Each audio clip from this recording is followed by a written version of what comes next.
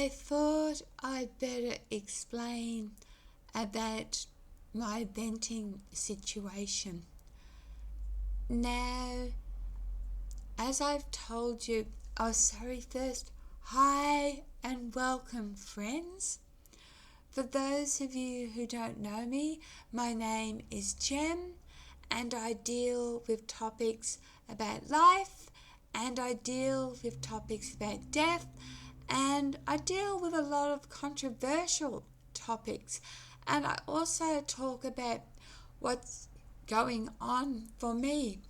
And about 2 years ago, I moved into a complex, and there's about 16 units divided about halfway down the middle, and it's a place for seniors 55 and over.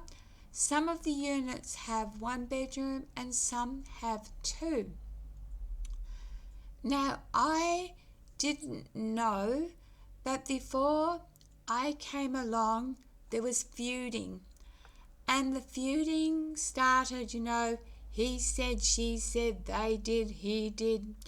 And it happened to be, I started to help one of my neighbours. I was doing a dressing for her every day, and unbeknownst to me, other people were judging me and saying that I was on her side. And I don't take sides.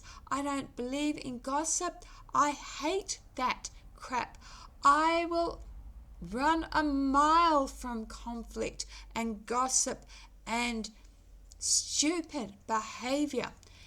Anyway, it got to the stage where my counsellor was over here this particular day, and I said to this woman who I had been helping, who was one of the instigators of the gossip, that I couldn't have anything more to do with her or really anyone in the complex, because I didn't want to be seen as taking sides, and I didn't want to be seen as partaking in this malicious gossip rubbish. Anyway, not long after I told my neighbour this, I happened to have told her, I couldn't get her on the phone, so I just left a message just briefly outlining. She came down in an absolute rage, confronted me at my front door while my social worker was here. And I said to her, I can't talk to you at the moment. I've got someone here. And she wouldn't believe me. She tried to force her way through the front door and all the way past my front. She was peering in the windows to see if I was telling the truth. Anyway, another set of neighbours who were telling me that they were against her suddenly turned on me too. One day I was waiting to catch a taxi at the car park where the cars are parked at the back, and it was raining, and I had a dog, and we were going to the vet. 3 times I peered out of the shelter to see if the taxi was coming.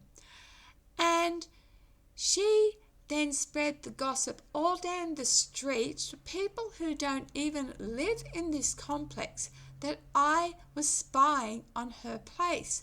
And I was advised that I can't even walk down that street anymore. That's ridiculous. My life was being told what I couldn't and can't do.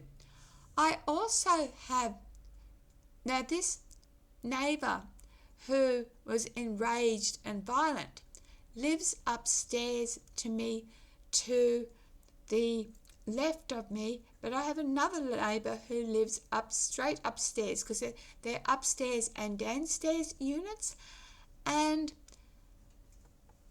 this is an allege. She or they, both of them, deliberately make noise.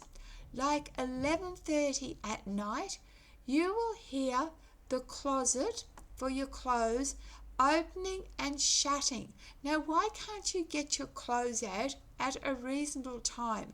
I've got chronic fatigue and I go to bed early. And so she'll do this and she'll stomp, stomp, stomp, stomp, stomp. And my dog suffers anxiety, so she's a shaking mess. And then about 5 o'clock in the morning, next morning, stomp, stomp, stomp, stomp, and I'm woken up because my dog's shaking in fear, and I've had to put a complaint in about the noise. And so I decided I just couldn't handle the toxicity forcing me. I was being ostracized and forcing me to isolate. You can't isolate. You've got to live a life. Now, there are other neighbours who I do talk to who told me that some of the troublemakers they have issues with too, and they were told that they couldn't have visitors. And the son went over to see one of these troublemakers and said, I'm allowed visitors. And as he was walking out of that person's gate, the person came and bashed him on the back of the head.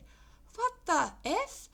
Anyway, as I was venting earlier on my EMF things, a few weeks ago, I had some old furniture. Now, the rest of neighbours are just dumping their old furniture into the gardens and it just looks a mess. Well, I got a man to help me and we bashed and we hammered and we broke it into pieces, and 98% of it I fit into my bin. The other couple of pieces I put in the communal bin. Well, my bin was emptied. A week or so later, I've been dropped off in the back car park and someone had taken those couple of pieces I'd put in the communal bins out of the bin and left them at my backyard. So I thought, all right, you're malicious, you're childish, I'll just put it in my bin, no hassle to me. Tonight's bin night. So I've taken my bin out. I'm responsible for my bin. I clean my bin. And this particular person, the troublemaker, has sneakily she didn't even ask my permission, she's just dumped her rubbish in my bin. Now, I don't mind if she'd said, Jem, is it okay? But the fact that it's my rubbish bin that I have to take care of and clean, she's not cleaning it. And the fact that I'm not allowed to throw rubbish into their bins, why are they allowed to throw rubbish into my bin? It just isn't working. So I'm asking for a transfer. People say to me I'm mad because I'm well positioned. Well, the only nice position here is that I've got a park across the road where I can walk my dog and the chemist is across the road. But groceries I order online and the bus is nearly a kilometre a walk away. So I'm not really situated all that well at all. And I'm entitled to 2 bedrooms because I'm entitled to a legal carer. And I feel by having a second bedroom, when this rubbish, and it's just petty rubbish, comes up with neighbours, that having that spare room, I could have a carer and I wouldn't get so upset. I've also put in that I'm not to live in such close confined upstairs, downstairs where there's someone on top of me who's making noise. Now, I put in noise complaints and she knows how to be quiet because she can be quiet. But other days she just deliberately stomps. And this may all sound petty to you, but it's my life. And I have to be the best version of myself. And I'm not the best version of myself if I'm waking up every day in a rage because I'm being disturbed, my dog's shaking with fear, nor am I the best version of myself when I'm not allowed to put rubbish in other people's bins and mine was clean rubbish, and yet they're allowed to use my bin without my permission and sneakily do it? Come on. I also know this, that when you get older and towards your 80s, the same impulse that, right and wrong with childhood, you start to lose that in your 80s. Now, hopefully, maybe, fingers crossed, that when a transfer comes up, some of these people, because they're quite elderly, may have their health conditions deteriorated and had to move themselves. But I'm unhappy here. They've made my life misery, and I want to be the best version of myself. So this is where I'm at, and I'm venting to you to let you know that every day I deal with this he said, she said, they said, and just this pettiness, just even taking bins out. That's why I decided to have my own bin, because there was fighting about taking the communal bins out. Oh, it's just BS. These talking about wise old people. We don't have wise. We have bitter people that started feuding probably 16 years ago, and they don't even know any longer what they're feuding about. And I won't associate with myself with any more of that nastiness.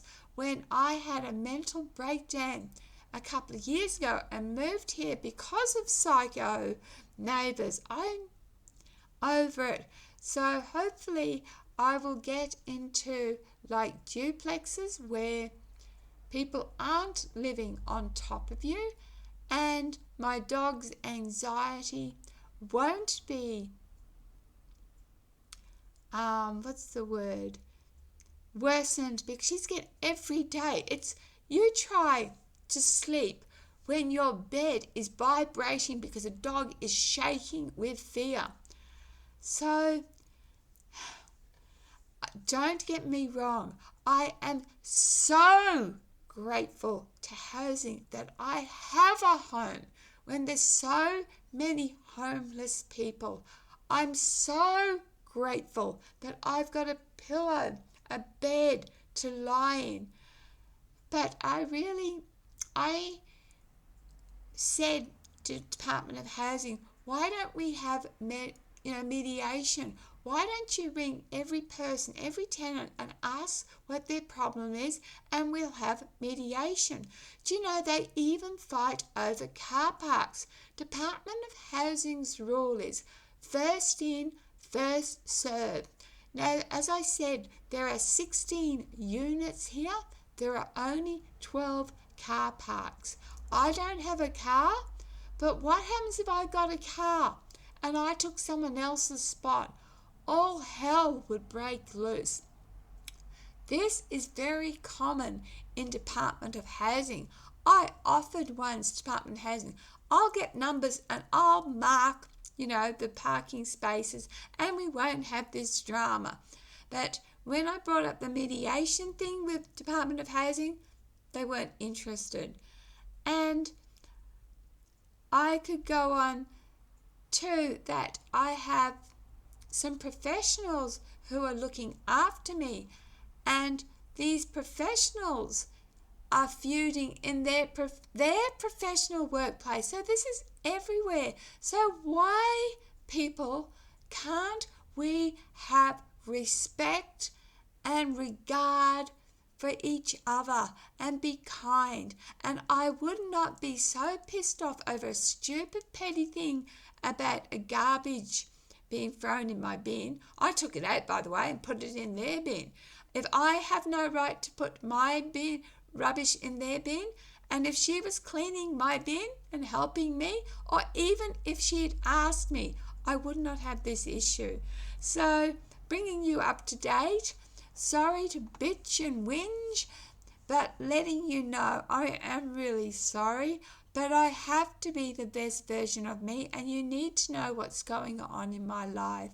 All right, I love you guys. Thanks for listening, and can you please make a comment? If you live in Department of Housing or public housing, do you have these problems too? Now, not everyone gets on with everyone, but when I do voluntary work, I don't have an issue. I am loved. I am respected. Not here. Here is just poison and toxic. And I can't live my life like that. Nor should you. You matter. And if you know how valuable you are, you would want the best for you too. All right. Good night. Lots of love. Bye. Again, I won't be on now till Monday. Bye.